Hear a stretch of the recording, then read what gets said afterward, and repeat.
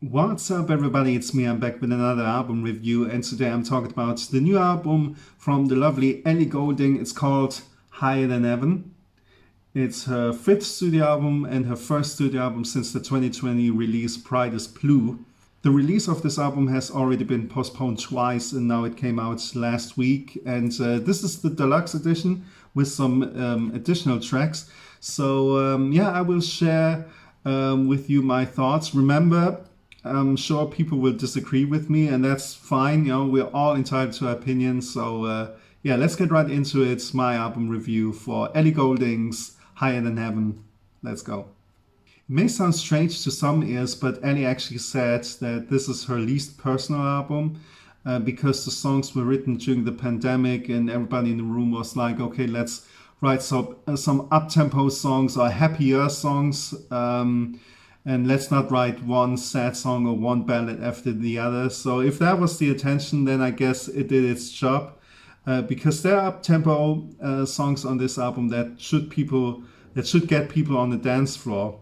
Ironically, the singles so far haven't done much on the charts really. Whether it's Like a Savior, Easy Lover, Let It Die, none of these singles didn't do much business on the singles charts.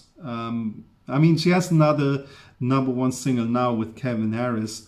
And actually, this is another. Maybe people waited for the album to come out because this is another number one album for her. So, congrats, Ellie.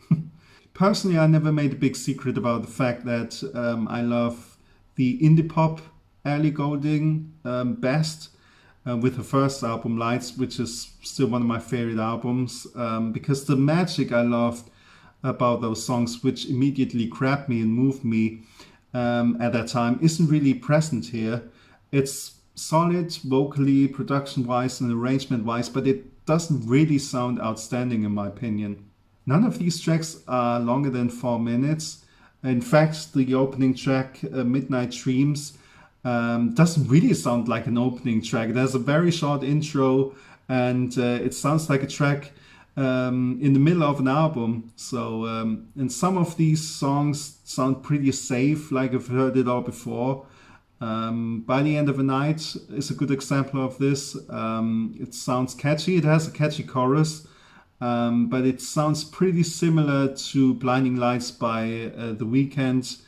And yeah, there's another song called Temptation, and it reminds me a little bit of Midnight Sky by Miley Cyrus. I think the weakest songs on the album are the ones that she did with Craig Kirsten. And I generally like some of his work, but I don't know. Love Goes On and Just For You, Intuition, they even have the same rhythm. It's pretty much faster or slower, and that's it. One song that stands out for me is Waiting for It. I like it. You know, it's a cool song with a cool chorus, and she actually says the F word in it. So yeah, and because I wondered, because it says here, the sticker says explicit content, and I wondered why. You know, so are there any F words on an Ellie Goulding album? Maybe this album needs more time to grow on me. But I hope the next album, if there's going to be a next album, will sound a little bit more original again.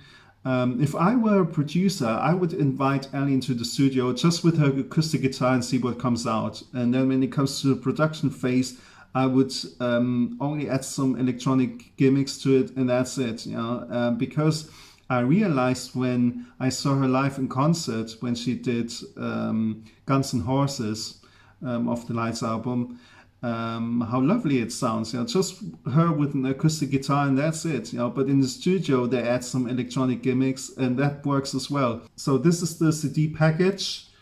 The booklet only contains the lyrics and the credits, no photos, unfortunately. But yeah. Anyway, it's a lovely album cover, I think.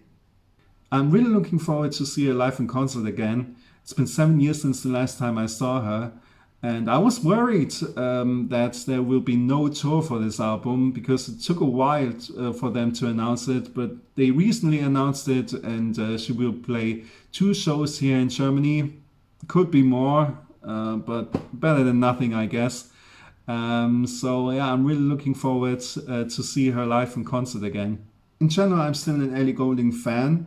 Like I said, maybe this album needs more time to grow on me. But you don't, as a fan, you don't have to really love everything your favorite artist does.